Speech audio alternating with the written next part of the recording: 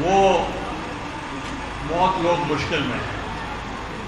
लोगों की अद्वियात में कमी है, खुराक में कमी है, कैंप्स है,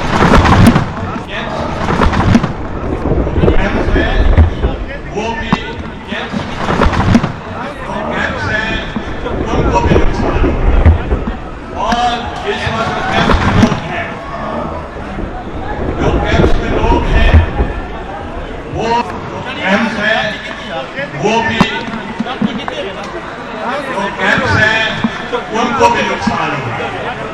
और इस वक्त जो कैंप्स में लोग हैं, जो कैंप्स में लोग हैं, वो उनके लिए बहुत तकलीफें हैं। मैंने वहाँ जो बेनज़ीर इनकम सपोर्ट प्रोग्राम का ऑफिस है, उसको मैंने थॉरली चेक किया है। उस पे जो कमियां हैं वो मैंने उनको कहा है कि इनको